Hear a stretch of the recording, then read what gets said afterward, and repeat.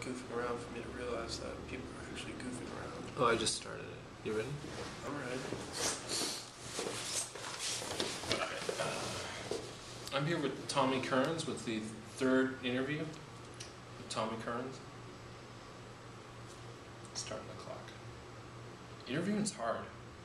You've done interviews, a lot of interviews, right? Not a lot. I've done a few. What do you generally ask people in an interview? Recently, I've been discussing this with a friend of mine, and what we've decided is basically the who, what, where, why, how is the direction that we're going to be taking our interviews in now. So it's like who? Well, Tommy Kearns. Where? Well, we're at Modi in Portland. You know, and then just kind of going through that stuff.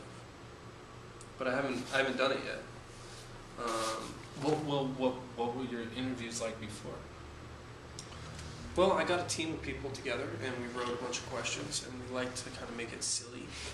So we asked a lot of silly questions, and I think I saw some of those. And yeah, and so they were a little silly, and I didn't really get too into it. But interviewing is very difficult. What was the response that you got from those other videos? People liked them, you know. It's like they're kind of fun, because it was like doing things that people like. We interviewed like Scott Avett via satellite from his farm, and so it's like, you know, he's out in the woods. We're in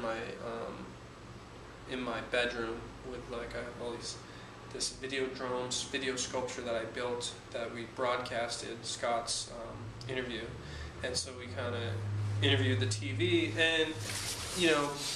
But what happened is I feel like we didn't really get Avett? Through. That's the difference between like New York and Portland, I think. Well, one of the differences is that in New York it's like easier to know more well-known people. I guess I've been working in photography for almost 10 years now, and so there's kind of like I know people who shoot celebrities, and so my friend Cracker Farm's been making a documentary on the Avets for the past couple of years, and so that was how. They should make like yogurt or something. I think that'd be a good name, right? Yeah. For yogurt. They should branch out and do that. But Portland's, you know what I was thinking about?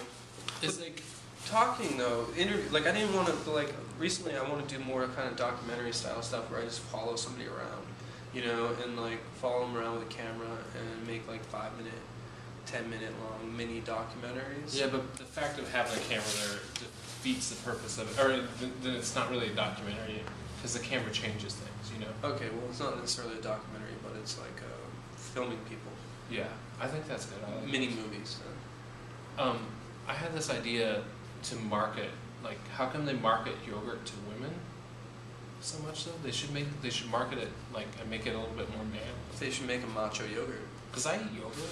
Well, there's the Fayi, is the Greek yogurt, so good, which is delicious, and it's very plain looking. Fage. But they do, Fage, which is delicious. But they do have like kind of like baby blue color and like pinks. And it should be like black packaging, like Coke Zero or something. I mean, the packaging is pretty neutral compared to what color. When you go grocery shopping, what color food packages? I look for the most macho. Like if you were to average out what packages that you get, like the color wise, what color? What are like the four basic? What color palette of pasta is always in blue? Have you ever noticed that? Well, that's what I always get. I always get pasta that's in blue packaging, or sometimes in a clear bag. What else do I buy? I buy milk that's in white. It's in clear or a white jug. Blues and whites. Interesting. I think what I'm going to do is narrow down my food color palette, like to figure out what packaging colors. Now, what about the actual food? What are you going to think about it? Well, that's part of it. You don't want to eat all the same color food. Is what I heard somewhere.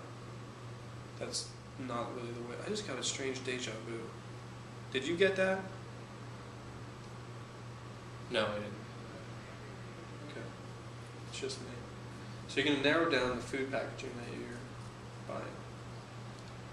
and figure out what the main colors are in the purchases of the food. I don't buy that many groceries. I eat out a lot. I eat out a lot too. You know, I don't buy that many groceries, so most of the food comes, if it's takeout, it comes in a brown bag.